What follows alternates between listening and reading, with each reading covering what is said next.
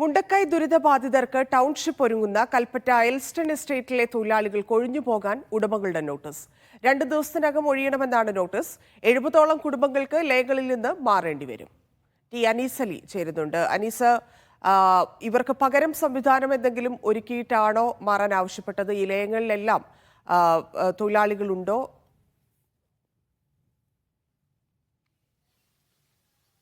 തീർച്ചയായും തന്നെ തൊഴിലാളികൾ 70ഓളം കുടുംബങ്ങൾ താമസിക്കുന്നുണ്ട്. ലയങ്ങൾ വിവിധ പാടികളിലായി താമസിക്കുകയാണ്. ഇവർക്ക് ഒരു തരത്തിലുള്ള ആനുകൂല്യങ്ങളും നൽകാതെയാണ് ഇവരോട് ഒഴിഞ്ഞു പോകാൻ ആവശ്യപ്പെട്ടിരിക്കുന്നത്. പകരം സംവിധാനം ഒരുക്കിയിട്ടില്ല എന്ന് മാത്രമല്ല, ഇവർക്ക് മാസങ്ങളായി ശമ്പളം കിട്ടാത്ത ആളുകളുണ്ട്. പല ആളുകൾക്കും 3 മാസമായി ശമ്പളം കിട്ടിയിട്ടില്ല, പല ആളുകൾക്കും 9 മാസമായിട്ട് ശമ്പളം കിട്ടിയിട്ടില്ല. ഇങ്ങനെ ഗ്രാറ്റുവിറ്റി കിട്ടിയിട്ടില്ല. അതുപോലെ തന്നെ സെറ്റിൽമെന്റ് എന്ന് പറഞ്ഞ് വർഷത്തിൽ ഇവർക്ക് നൽകാറുള്ള ഒരു പണമുണ്ട്, അതൊന്നും നൽകാതെയാണ് ഈ ആളുകളോട്, ഇതെല്ലാം ബാക്കി നിൽക്കെയാണ് ഇവരോട് ഒഴിഞ്ഞു പോകാൻ ആവശ്യപ്പെടുന്നത്. ബോണസ് നൽകിയിട്ടില്ല, പകരം സംവിധാനം ഒരുക്കിയിട്ടില്ല എന്ന് മാത്രമല്ല 2 ദിവസത്തിനുള്ളിൽ ഒഴിഞ്ഞു പോകണമെന്നാണ്. എങ്ങോട്ട് പോകണം എന്നതൊന്നും ഇല്ല. സർക്കാർ നൽകുന്ന ധനസഹായം ലഭിക്കുമ്പോൾ, നഷ്ടപരിഹാരം ലഭിക്കുമ്പോൾ നിങ്ങൾക്ക് നൽകാമെന്ന് മാത്രമാണ് ആ നോട്ടീസിൽ പറഞ്ഞിട്ടുള്ളത്. വലിയ ആശങ്കയിലാണ് ഈ കുടുംബങ്ങളെല്ലാം. എപ്പോഴാണ് നിങ്ങൾക്ക് ഈ നോട്ടീസ് ലഭിച്ചത്? നോട്ടീസ് 19-ാം തീയതി കിട്ടി. 19-ാം തീയതി വൈകിട്ടാണ് കിട്ടുന്നത്. അതിലെഴുതിയിട്ടുള്ളത് നിങ്ങൾക്കുള്ള തരാനുള്ള ആനുകൂല്യങ്ങൾ സർക്കാർ ഈ പണം തരുന്നതോടുകൂടെ തരും.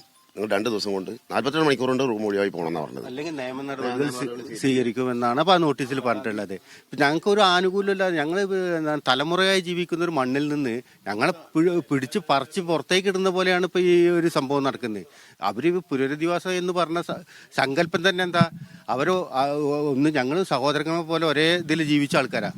ഞങ്ങളെ വേർപെരുത്തരുത് എന്നുണ്ടല്ലോ ഗവൺമെന്റ് ഇതാണ് ഇത് നടപ്പാക്കുന്നത്, ഈ പുനരധിവാസം. അതായത് മുണ്ടക്കൈ പുനരധിവാസം നടപ്പാക്കുന്നതിന് നിങ്ങൾ സ്വാഗതം ചെയ്യാണ്. അതേസമയം നിങ്ങൾ ഞങ്ങളെ കുടിയൊഴിപ്പിക്കുക. ഞങ്ങൾ ആ പുനരധിവാസത്തിന്റെ ഭാഗമായിട്ട്, അല്ലെങ്കിൽ ഞങ്ങൾക്ക് ഈ മണ്ണിൽ അതിനുള്ള അവകാശം ഞങ്ങൾക്ക് താമസിക്കാൻ, എല്ലാം നഷ്ടപ്പെട്ട ആളുകളെ പുനരധിവസിപ്പിക്കുക എന്നതാണ് മുണ്ടക്കൈ ചൂരൽമല പുനരധിവാസം. അത് നടപ്പാക്കുമ്പോൾ മറ്റൊരു വിഭാഗത്തെ ഇരയാക്കിക്കൊണ്ടാവരുത് എന്നാണ് ഇവർ ആവശ്യപ്പെടുന്നത്. ഇപ്പൊ ഇവരൊന്നും രാവിലെ തൊഴിലിന് പോയിട്ടില്ല, ജോലിക്ക് പോവാതെ ആശങ്കയോടെ നിൽക്കണം. ഇന്ന് ഞായറാഴ്ച എന്തോ ഒരു സമരപ്രഖ്യാപനം എന്തോ നിങ്ങൾ ഞായറാഴ്ച ഞങ്ങൾ തൊഴിലാളികൾ എല്ലാവരും സംഘടിച്ചുകൊണ്ട് കുടുംബസമേതം ബാധിക്കുന്ന ഒരു വിഷയമാണ്. കുടുംബസമേതം സംഘടിച്ചുകൊണ്ട് അടുത്ത തീരുമാനം എന്താണ്, ഇവരെ ഭാഗത്ത് നിന്ന് എങ്ങനെയാണ് വരുന്നത്, അതിനനുസരിച്ച് തീരുമാനം കൈക്കൊള്ളും. അതന്നെ തീരുമാനം. ഇവിടെ എന്താണ്, ഞങ്ങളെ ഈ വിഷമത്തിനൊരു പരിഹാരം ഗവൺമെന്റും മാനേജ്മെന്റും എടുത്തിട്ടില്ലെങ്കിൽ ഇവിടെ കല്ലിടൽ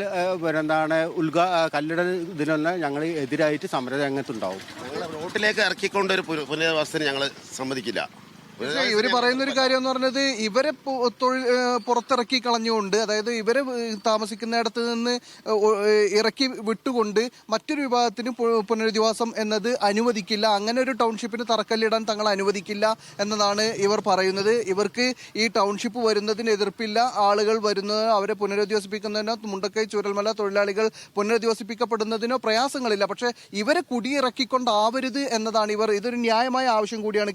നിങ്ങൾക്ക് 9 മാസമായിട്ടല്ലേ ശമ്പളം കിട്ടാനുണ്ട്? 9 മാസമായി ശമ്പളം കിട്ടാണ്ട്. ശമ്പളമല്ല, ബോണസ്, സെറ്റിൽമെന്റ്, പിന്നെ ഗ്രാറ്റുവിറ്റി. ഞാനൊക്കെ റിട്ടയർമെന്റ് ഗ്രാറ്റുവിറ്റി കിട്ടാണ്ട്. പിന്നെ ഈ 10-15 വർഷമായി PF അടച്ചിട്ട് ഞങ്ങൾക്ക് പെൻഷൻ എഴുതിയ പെൻഷൻ വരുന്നില്ല. ഇതൊക്കെയാണ് ഇപ്പോൾ ഇവിടുത്തെ സ്ഥിതികൾ.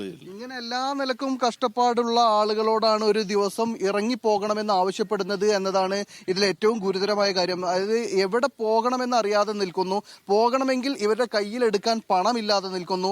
എല്ലാ നിലക്കും പ്രയാസകരമായ ഒരു സാഹചര്യത്തിൽ നിൽക്കുമ്പോൾ ഇവർ നാളെ എവിടെയാകുമെന്ന ഒരു മാനുഷിക പരിഗണനയും എസ്റ്റേറ്റ് ഉടമകൾക്ക് ഉണ്ടായില്ല എന്നത്.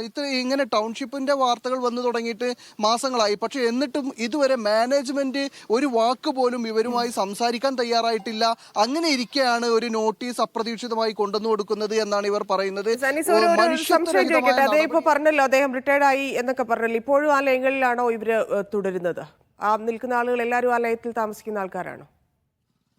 തീർച്ചയായും നമ്മളിപ്പോ ഈ ഇവിടെ നിങ്ങളെല്ലാവരും ലയത്തിൽ താമസിക്കുന്ന ആൾക്കാർ തന്നെയാണ്. എല്ലാവരും ലയത്തിൽ തന്നെയാണ് താമസിക്കുന്നത്. ഇപ്പോ ഇവിടുന്ന് നിങ്ങൾ അനൗദ്യോഗികമായിട്ട് നിങ്ങൾക്ക് ഇപ്പോ മാറണമെങ്കിൽ വേറെ എവിടെയെങ്കിലും പോകാനുണ്ടെന്ന് സംവിധാനം? 90% ആളുകൾക്ക് മാറാനുള്ള സംവിധാനം ഇല്ല, മറ്റൊരു സ്ഥലത്ത് പോയി താമസിക്കാൻ. ഇപ്പൊ മുണ്ടക്കൈ ചൂരൽമല ഉരുൾപൊട്ടലിൽ ദുരന്തം അനുഭവിക്കുന്നവർക്ക് സർക്കാർ വാടക കൊടുത്തിട്ട് വീട് കൊടുക്കുന്നുണ്ട്. ഈ 48 മണിക്കൂർ കൊണ്ട് പോകാൻ പറഞ്ഞാൽ എവിടെ പോകാനാ? ഞാൻ വന്നു നോക്കുമ്പോൾ നിങ്ങളുടെ ലയങ്ങളുടെ ഒക്കെ അവസ്ഥ അങ്ങേയറ്റം ദരിദ്ര. ഈ ലയങ്ങളൊക്കെ ഓരോ തൊഴിലാളിന്റെ പേരിൽ രജിസ്റ്റർ ചെയ്തിട്ടുള്ളതാണ് കമ്പനിയിൽ. ഇത് 2 സാക്ഷികൾ മുഖാന്തരം കമ്പനി കൊടുത്തിട്ടുള്ള റൂമുകളാണ്.